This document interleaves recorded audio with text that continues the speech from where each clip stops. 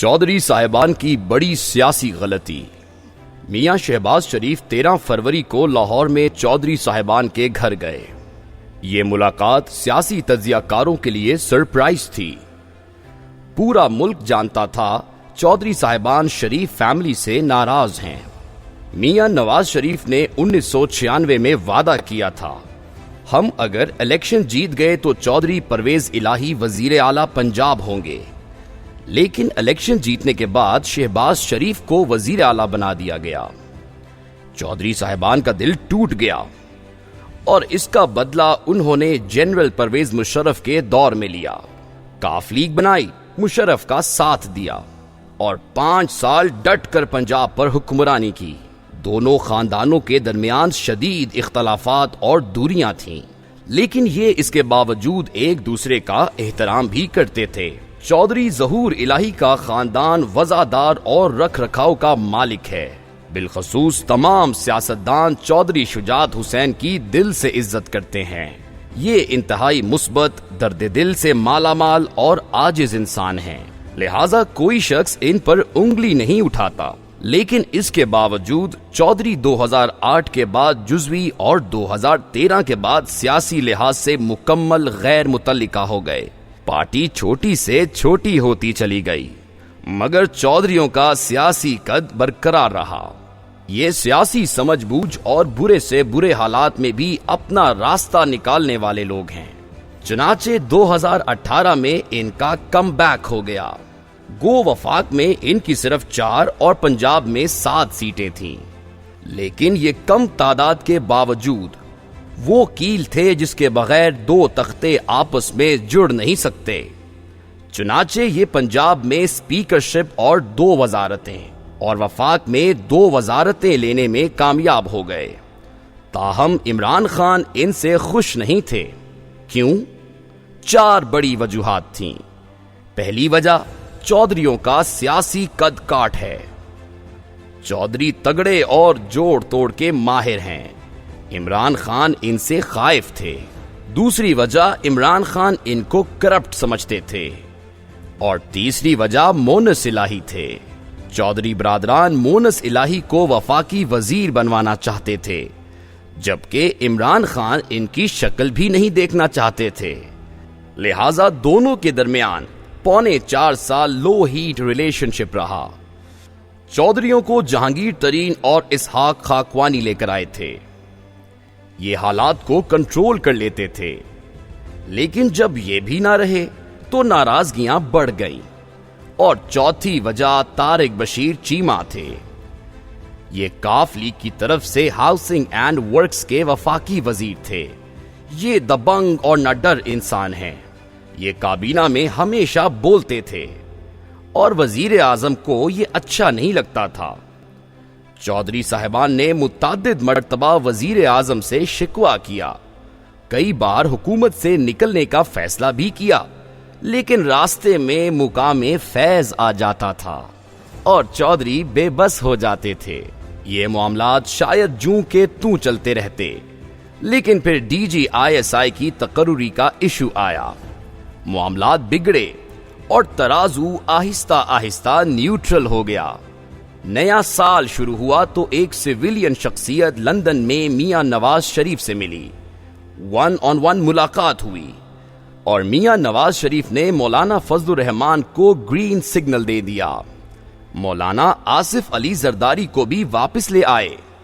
یوں اپوزیشن نے تبدیلی کی شطرنج بچھا دی۔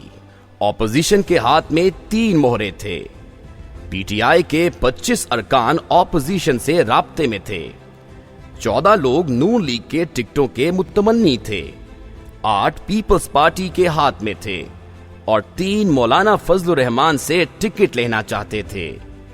یہ لوگ مزید لوگ بھی لا سکتے تھے، لیکن اپوزیشن کے پاس مزید ٹکٹ دستیاب نہیں تھے۔ دوسرا مہرہ اتحادی تھے۔ اگر اتحادی حکومت کا ساتھ چھوڑ دیتے تو حکومت 2 دن میں گر جاتی۔ اپوزیشن نے ان پر بھی کام شروع کر دیا۔ اور تیسرا مہرہ اتحادی پارٹیوں کی تقسیم تھی۔ اپوزیشن نے فیصلہ کیا، اگر اتحادی نہیں مانتے تو پھر ان کے ارکان توڑ لیے جائیں۔ کاف لیگ کے اندر بھی دراڑ ڈال دی جائے اور ایم کیو ایم باپ پارٹی اور جی ڈی اے کے ارکان کو ساتھ ملا لیا جائے، اور اس حکمت عملی کے تحت میاں شہباز شریف 13 فروری کو چودھری صاحبان کے گھر پہنچ گئے۔ یہ ملاقات آصف علی زرداری کی سفارت کاری کا نتیجہ تھی۔ زرداری صاحب چودھری پرویز الہی کو وزیر اعلیٰ بنوانا چاہتے تھے۔ میاں نواز شریف نہیں مان رہے تھے، لیکن مولانا اور زرداری صاحب نے انہیں بڑی مشکل سے راضی کر لیا۔ بہرحال ملاقات ہوئی اور شہباز شریف نے انہیں کھانے کی دعوت دے دی، لیکن اگلے چند دنوں میں 2 نئی ڈیولپمنٹس ہو گئیں۔ مونس الہی نے 14 فروری کو وزیر اعظم کے سامنے اعلان کر دیا، ہم سیاسی لوگ ہیں اور سیاسی لوگ تعلقات بناتے اور نبھاتے ہیں، کوئی گھر آئے تو اسے ویلکم کرتے ہیں، ہمارا آپ سے تعلق نبھانے کے لیے بنا ہے۔ آپ پی ٹی آئی والوں کو تگڑے طریقے سے کہہ دیں، گھبرانا نہیں ہے۔ یہ اعلان اپوزیشن کے لیے سرپرائز تھا، لہٰذا یہ لوگ ناراض ہو گئے اور پلان بی اور سی کی طرف بڑھنے لگے۔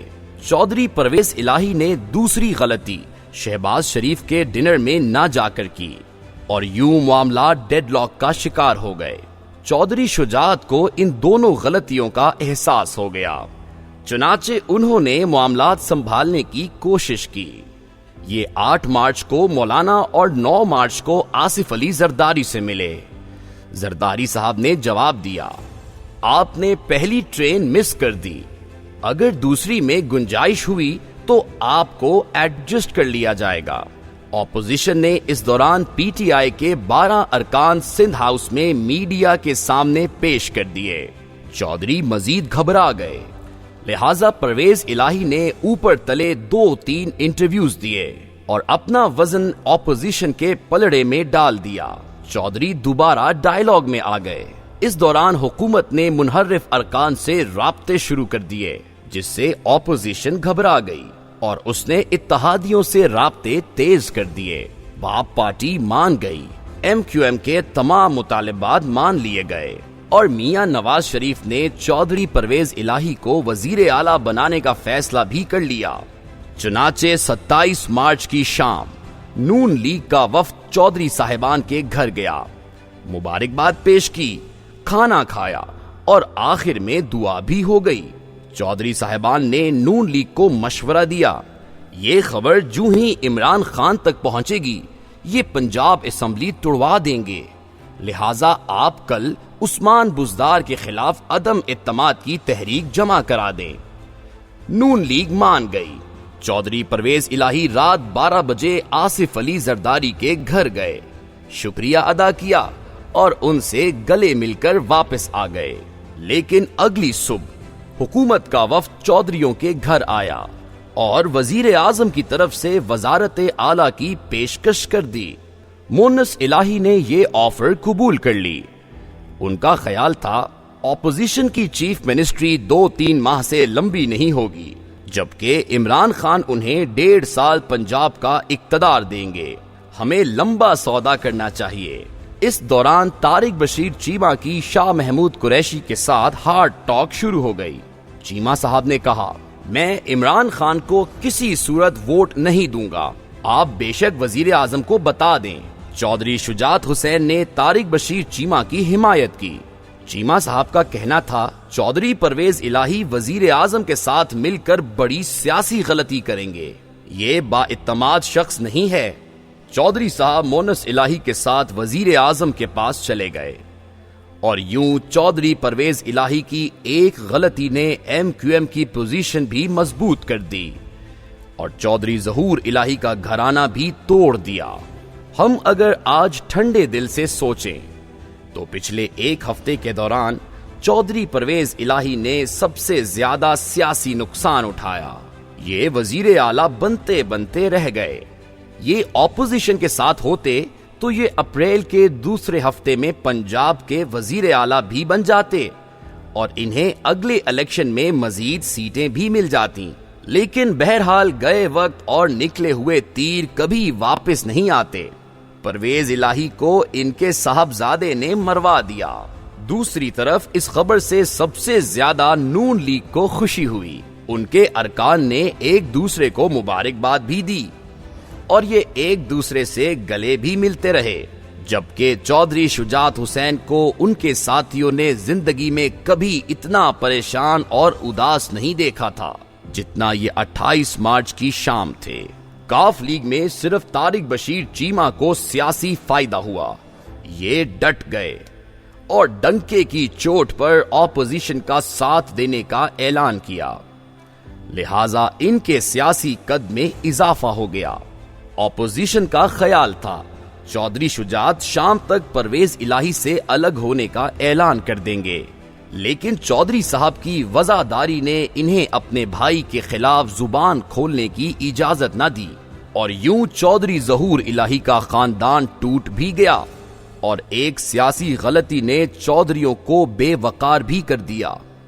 آج لوگ کہہ رہے ہیں یہ اتنا بھی اندازہ نہیں کر سکے۔ اداروں میں اگر عمران خان کے لیے تھوڑی بہت ہمدردی تھی بھی تو وہ 27 مارچ کی شام غیر ملکی خط لہرانے کے بعد مکمل طور پر ختم ہو گئی تھی۔ ادارے اس خط کو ملک کے خلاف عمران خان کی سازش سمجھ رہے ہیں۔ چودھری پرویز الہی یہ اندازہ بھی نہ کر سکے، یہ اس کشتی میں چھلانگ لگا رہے ہیں جس کا ساتھ چپو بھی چھوڑ چکے ہیں، جس حکومت کا ساتھ اس کا سپیکر تک چھوڑ گیا ہے۔ میں اس کے لیے اذان سے 3 منٹ پہلے روزہ توڑ رہا ہوں۔ کیا خوفناک پولیٹیکل ٹریجڈی ہے۔